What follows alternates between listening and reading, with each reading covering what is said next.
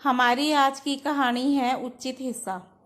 रोहन और सोहन दो भाई थे। उनकी माँ बचपन में ही गुजर गई और बाप भी कुछ समय बाद चल बसा।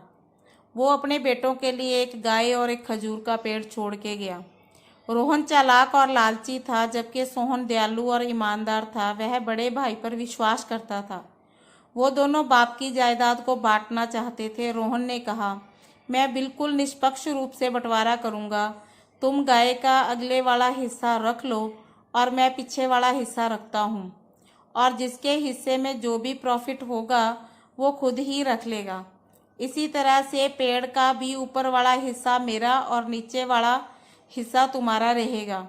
अब सोहन गाय को अच्छी घास डालता, पानी पिलाता। गाय एकदम हष्ट पुष्ट हो गई। गाय बहुत अच्छा दूध देने लगी। रोहन के हिस्से में दूध आया और उसने दूध को बेचा और ढेर सारा पैसा कमाया।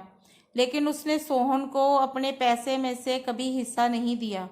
सोहन ने अपना हिस्सा मांगा तो रोहन ने जवाब दिया, मैंने दूध गाय के अपने हिस्से में से प्राप्त किया है। अपने एग्रीमेंट के हिसाब से हम दोनों केवल अपने अपने हिस्से से लाभ प्राप्त कर सकते हैं। तो सोहन ने कुछ नहीं कहा। एक बुद्धिमान आदमी ने सोहन को सलाह दी और कान में कुछ कहा। अगले दिन जब रोहन गाय का दूध निकाल रहा था तो सोहन ने गाय को पीटना शुरू कर दिया। इससे गाय ने लात मारनी शुरू कर दी। रोहन चिल्लाया, अरे मूर्ख, तुम गाय को क्यों पीट रहे हो? देख नहीं रहे मैं दूध निकाल रहा हूँ।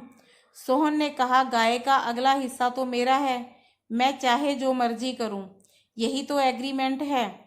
रोहन ने कुछ नहीं कहा। आखिरकार वह सोहन को पैसे में से हिस्सा देने को तैयार हो गया। सोहन ने कहा, केवल पैसा ही नहीं, तुम्हें गाय को खिलाने और उसकी देखभाल करने में भी हिस्सा शेयर करना होगा। तो रोहन मान गया। अब पेड़ के बारे में भी रोहन ने खजूर आने पर उनको बेचकर लाभ कमाया, लेकिन फिर सोहन को हिस्सा नहीं दिया। एक बार और बुद्धिमान आदमी ने सोहन को सलाह दी। अगले दिन जब रोहन खजूर को उतारने के लिए पेड़ पर चढ़ा और खजूर इकट्ठे करने लगा तो सोहन आया और नीचे से पेड़ को काटने लगा। रोहन सोहन पर चिल्लाया तो सोहन ने उसको एग्रीमेंट के बारे में याद दिलाया। मैं मेरे हिस्से के साथ कुछ भी कर सकता हूँ, मेरे मामले में टांग मत अड़ाओ।